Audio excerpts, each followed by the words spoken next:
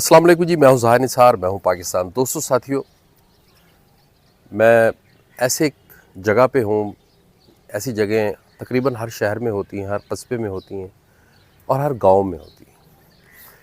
ये वो जगह है कि जो एहतराम की जगह है, जो इबरत की जगह भी है।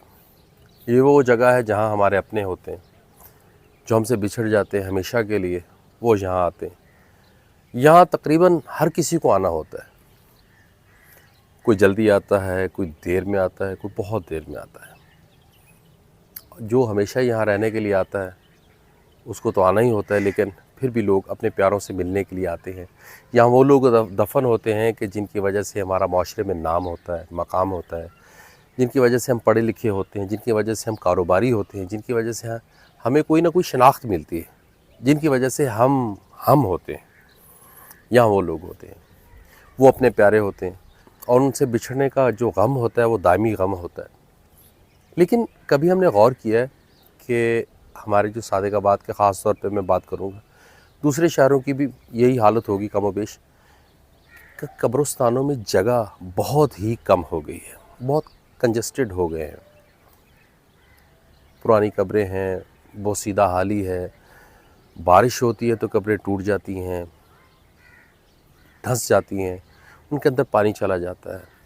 कई जगहों पे कुत्ते फिरते हैं, वो कब्रें खोदते हैं। कई जगहों पे आलाइशें जानवरों की पड़ी होती हैं, कई जगह पे कूड़ा करकट पड़ा होता है, बहुत अबतर हाल होता है। ये जब ज़िंदा थे ना हमारे अपने, बस इज्तिमाई बात कर रहा हूँ, कि जब ये ज़िंदा थे तो ये वो थे कि जो हमें गोद में खिलाया करते थे, हमारा माथा चूमा करते थे, जिन्होंने उंगली पकड़कर हमें चलना सिखाया था, जिनको हम अपने हाथों से कब्रों में उतार रहे हैं। लेकिन क्या हमारा उनसे रिश्ता ख़त्म हो गया? ऐसा हरगिज़ नहीं है, उनसे रिश्ता ख़त्म नहीं हुआ। हाँ, ये है कि धुंधला पड़ गया है। जब हम यहाँ आते हैं कब्रिस्तान में, हम देखते हैं यार, इतनी हम फेसबुक पे, ट्विटर पे, इंस्टाग्राम पे, पता नहीं कहाँ कहाँ, व्हाट्सएप पे हम इतनी बातें करते हैं, लेकिन जब बात आती है अपने हकूक़ की, जिंदों के हकूक़ की, तो हम तो बहुत उसके ऊपर चिल्लाते हैं, शोर मचाते हैं। लेकिन जब बात आती है उन लोगों के हकूक़ की कि जो अपने हक़ में बोल नहीं सकते, जो अपने हक़ में कुछ कह नहीं सकते, लेकिन अपनी ज़ुबान हाल से ये कहते हैं कि हम बहुत अच्छे थे लेकिन इस वक्त हम अच्छी हालत में नहीं हैं। तो कब्रिस्तान एक तकदीस का माहौल होता है यहाँ, ज़ाहिर है एक बड़े एहतराम की जगह है और बड़ी इबरत की भी जगह है। कोशिश ये करनी चाहिए कि हमें मॉडल कब्रिस्तान बनाने चाहिए। मोहम्मद अज़ीम कम्बो, उनके साथ हाल ही में मुझे समुंदरी फैसलाबाद जाने का इत्तफ़ाक़ हुआ, वहाँ चक है 203।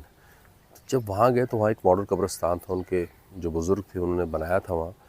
तो उसमें बड़ा ज़बरदस्त किस्म का उनको निज़ाम है, नलके हैं, छाँव है और हर कब्र के साथ कतबा लगा हुआ, बड़ी एक तरतीब के साथ वो जगह कब्रों के लिए मख़सूस हैं और कब्रें वहाँ बनी हुई हैं। और उसके साथ साथ उन्होंने क्या किया है कि कब्रिस्तान की तौसीह की है कि साथ वाली जगह बीघा 2 बीघा ज़मीन जो भी बिकती है तो वो मकामी जो रेट है उसके मुताबिक उसको ख़रीद लेते हैं और उसको कब्रिस्तान में शामिल कर लेते हैं।